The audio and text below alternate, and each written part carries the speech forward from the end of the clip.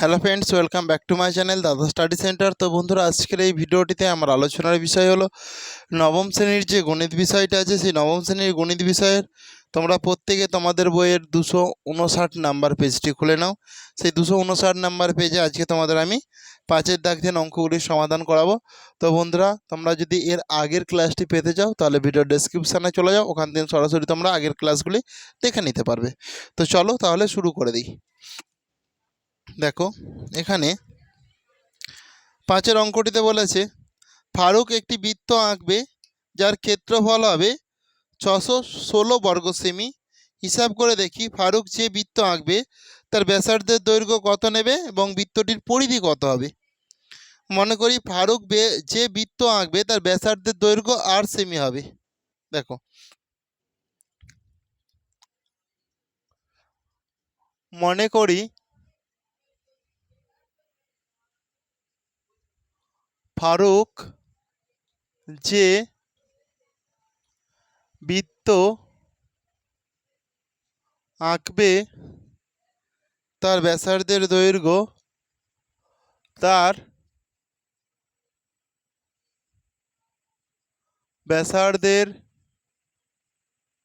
দৈর্ঘ্য সমান 8 সেমি। তাহলে ফারুক যে এই বৃত্তটা এঁকেছে এর ব্যাসার্ধের দৈর্ঘ্য আমি কত ধরেছি? 8 সেমি ধরেছি। বুঝেছো? তাহলে এই লাইনটা আগে তোমরা করো, তাহলে এইটা করলেই হয়ে যাবে তোমাদের মোটামুটি, আর বেশি তো কিছু নেই এখানে। তাহলে আমরা শর্ত অনুসারে করব। শর্তানুসারে দেখো, শর্ত অনুসারে আমরা কি করব বলো? শর্ত অনুসারে আমরা যেটা করব, দেখো এখানে বলে দিয়েছি যে ক্ষেত্রফল কত বলে দিয়েছে 616, আর আমরা ক্ষেত্রফলের সূত্র কি জানি? পাই আর স্কোয়ার।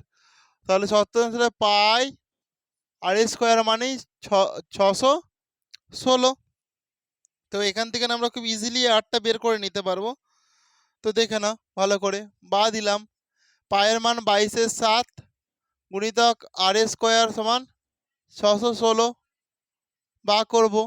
দেখো, তাহলে আর স্কোয়ার সমান 616 গুণিতক এটা কি 7 উপরে চলে যাবে আর এই 22টা নিচে চলে আসবে। দেখো, 2 11 22, 2 3 6, 2 8 16। বুঝেছো? 2 3 6, 2 8 16। দেখো, 11 1 11, কত হবে?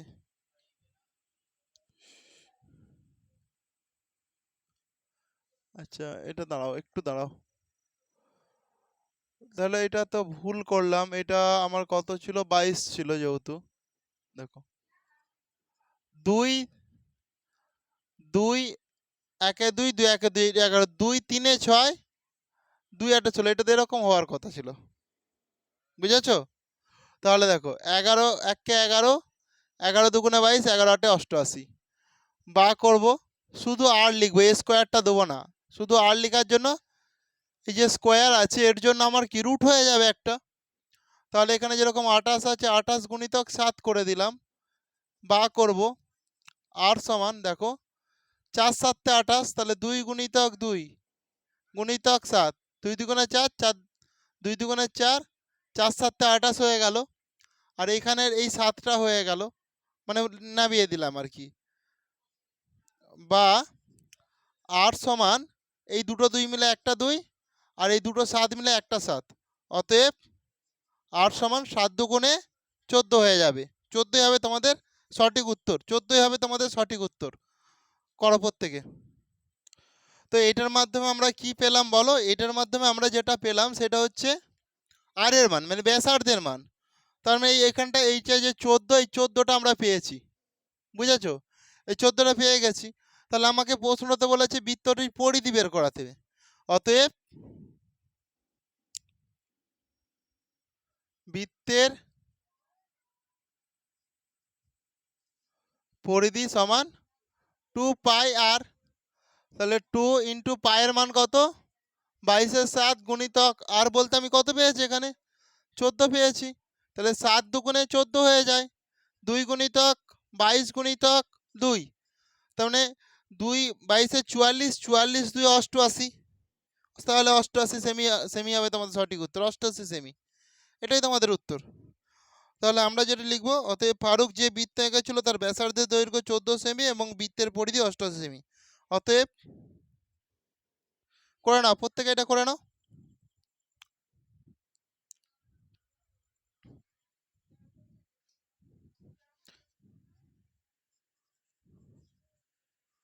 ফারুক যে বৃত্ত আঁকবে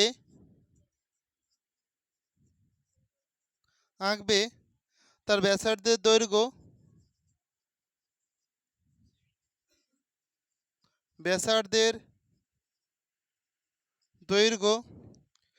14 সেমি এবং বৃত্তটির পরিধি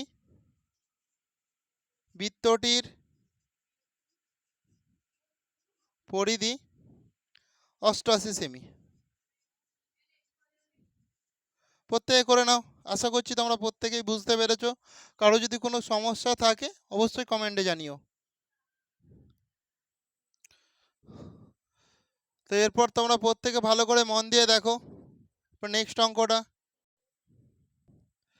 এরপর 6 দাগের অঙ্কটা তোমরা প্রত্যেকে মন দিয়ে দেখো ভালো করে। বলেছে পলাশ ও পিয়ালি দুটোই বৃত্ত এঁকেছে যাদের ব্যাসার্ধের দৈর্ঘ্যের অনুপাত 4:5 হিসাব করে দুজনের আঁকা বৃত্তাকার ক্ষেত্রের দুটি ক্ষেত্রফলের অনুপাত লিখি। খুব ইজি অঙ্ক, দেখে না মনে করে। মনে করি বৃত্ত দুটির ব্যাসার্ধের দৈর্ঘ্য, মনে করি বৃত্ত দুটির ব্যাসার্ধ, মনে করি বৃত্ত দুটির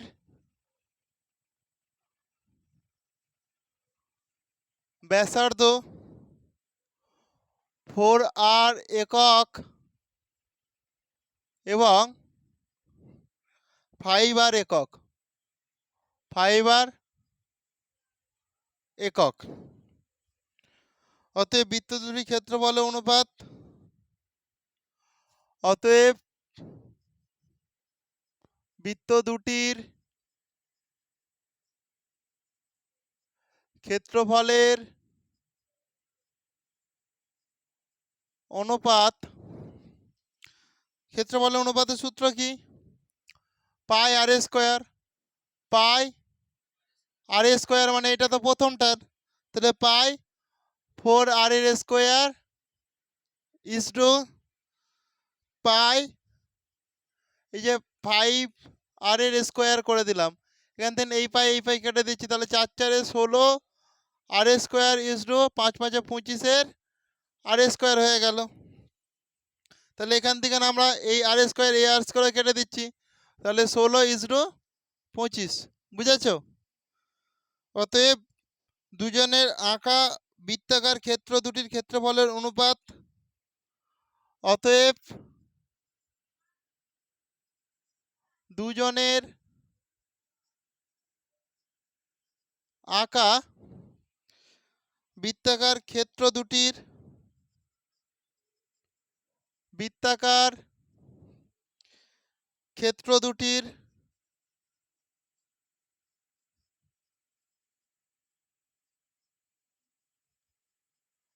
ক্ষেত্রফলের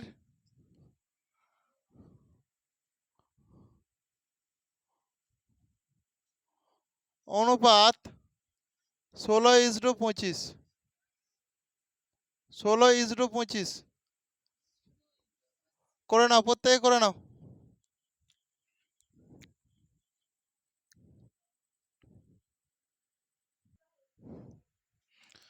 তোমরা প্রত্যেকে এরপর 7 অঙ্কটা মন দিয়ে দেখো। সুমিত ও রেবা একই দৈর্ঘ্যে দুটি তামার তার এনেছে। দৈর্ঘ্যটা একই, যে তামার তার এনেছে দুটোই দৈর্ঘ্য, ধরো দুটো এরকম, দুটোই তাহলে সমান দৈর্ঘ্যের, মানে দুটোই সমান, সুমিত আর রেবা। এবার সুমিত ওই তারটি বাঁকিয়ে আয়তকার চিত্র তৈরি হলো। ধরো সুমিত এই তারটাকে নিচে নিয়ে বাঁকিয়ে একটা আয়তকার চিত্র তৈরি করেছে, ধরো এটা আয়তকার চিত্র। বুঝেছো? তাহলে এর দৈর্ঘ্য কত, প্রস্থ কত বলো? এর দৈর্ঘ্য হচ্ছে 48, প্রস্থ হচ্ছে 40। বুঝতে পেরেছ? এরপরে দেখো একই, দেখো সুমিত আবার কি করেছে দেখো ভালো করে। এটা হচ্ছে সুমিত করলো, কিন্তু রেবা ওই একই তারটিকে বাঁকিয়ে বৃত্ত তৈরি করেছে। রেবা এটা সুমিত করেছে, রেবা ওই এই তারটিকে বাঁকিয়ে, একই দৈর্ঘ্যের তারটিকে বাঁকিয়ে এটা বৃত্ত তৈরি করেছে। বুঝেছো? তো দেখো একটা জিনিস ভালো করে বোঝার চেষ্টা করো, এখান থেকে যদি এর পরিধিটা যা হবে এর পরিধিটাও তার হবে। পরিধি মানে কি, এখান থেকে এখান পর্যন্ত যে দূরত্বটা, তাহলে এইটার যা দূরত্ব এটারও তাই দূরত্ব, তাহলে এর পরিধিটা যা এটারও পরিধি তাই হবে। তাহলে আমার প্রথম কাজ এর পরিধিটা বের করে নেওয়া। এর যেহেতু দৈর্ঘ্য বস্তু আমার বলে দিয়েছে, এর যেহেতু কিছুই বলেনি, তাহলে আমি এখান থেকে দৈর্ঘ্য বস্তুটাকে বের করে নেবো। এটাই সব থেকে বুদ্ধিমানের কাজ হবে।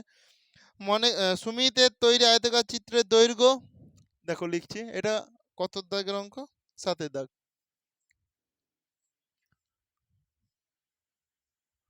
সুমিতের তৈরি আয়তাকার চিত্রের দৈর্ঘ্য সমান 48 মিটার এবং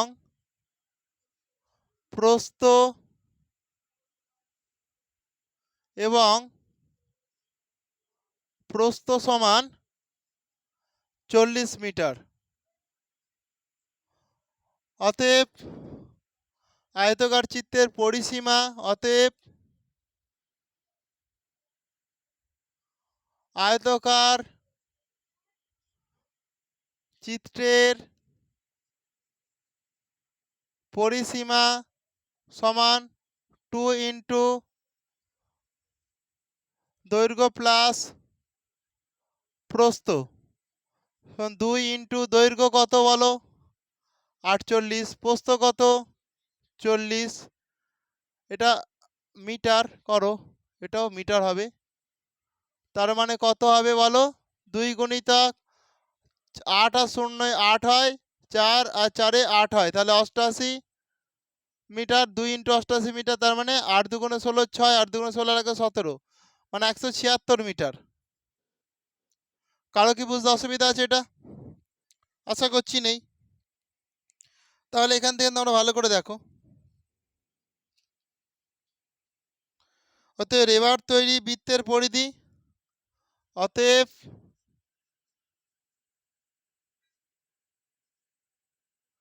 রেবার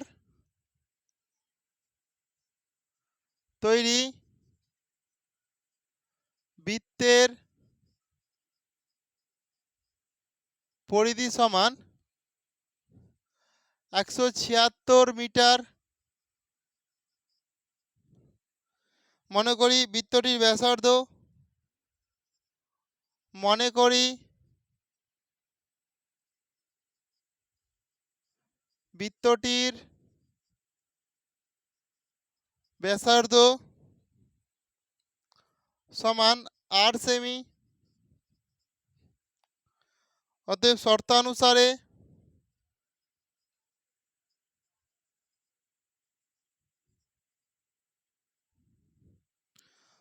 অনুসারে দেখো 2 পাই আর সমান, 2 পাই আর কি, এটা পরিধি তো, তাহলে এইটা তো 176, কারণ এর পরিধি যদি 176 হয় তাহলে এটাও তো 176 হবে। তাহলে এখান থেকে আমরা ক্যালকুলেশন করলে ইজিলি আর এর মানটা পেয়ে যেতে পারবো। দেখো 2 গুণিতক 22/7 গুণিতক আর সমান 176, তাহলে আর সমান 176 গুণিতক এটা কত 7, এটা 22 হয়ে যাবে, আর এই দুইটা নিচে চলে আসবে। এরপর ক্যালকুলেশন করো নিজেরা, কত হয় আমাকে জানাও, নিজেরা ক্যালকুলেশন করো, একটু ক্যালকুলেশন করে আমাকে জানাও কত হবে।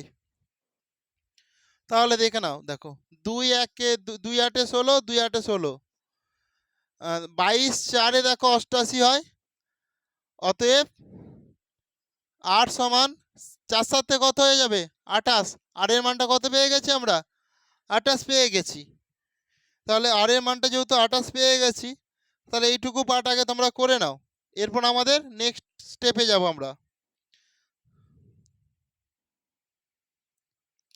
হয়েছে প্রত্যেকের? প্রত্যেকে করে নাও।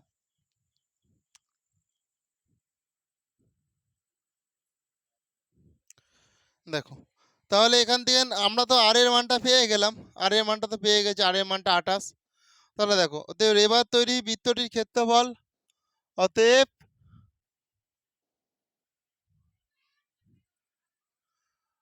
রেবার তৈরি বৃত্তটির ক্ষেত্রফল সমান পাই আর স্কোয়ার।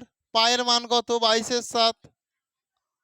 আর স্কোয়ার বলতে আর বলতে কত? 28, সেই জন্য গুণিতক 28 গুণিতক 28 বর্গ সেমি।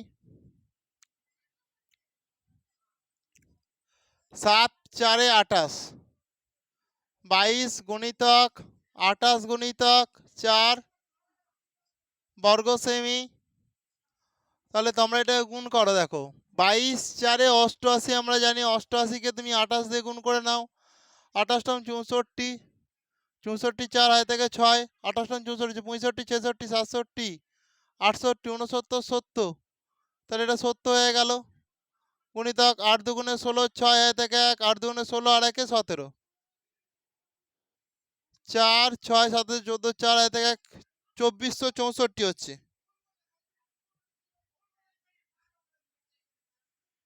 2464 বর্গ সেমি। অতএব দেখো এরপর তাহলে এটা আমরা বৃত্তটির পেয়ে গেলাম। আর সুমিত কি করেছিল? একটা আয়তক্ষেত্র করেছিল তো। অতএব সুমিতের তৈরি আয়তক্ষেত্রাকার চিত্রটির ক্ষেত্রফল, অতএব সুমিতের তৈরি আয়তাকার চিত্রটির ক্ষেত্রফল, আয়তাকার চিত্রটির ক্ষেত্রফল সমান দৈর্ঘ্য গুণিতক প্রস্থ। প্রশ্নতে দৈর্ঘ্য কত বলে দিয়েছিল? 48, প্রস্থ কত বলে দিয়েছে? 40 বর্গ সেমি সমান 48-এর সঙ্গে তুমি 40কে গুণ করো। দেখো 4 8 32, 2 হয় থেকে 3, 4 4 16, 16 17 18 19, আর একটা শূন্যর জন্য শূন্য, তাহলে 1920, 1920 বর্গ সেমি।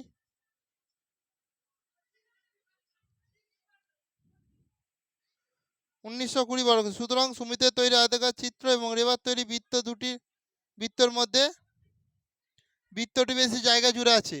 বৃত্তটা তো এতটা জায়গা জুড়ে আছে, তাহলে কোনটা এখানে বেশি জায়গা জুড়ে আছে আমাকে বল? বৃত্তটা নাকি আয়তক্ষেত্রটা? বৃত্তটা নিশ্চয়ই। অতএব সুমিতের তৈরি আয়তাকার চিত্র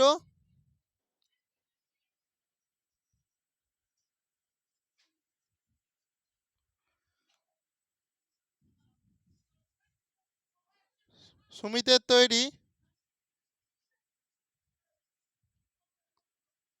আয়তাকার চিত্র এবং রেবার তৈরি বৃত্তর মধ্যে রেবার তৈরি বৃত্তের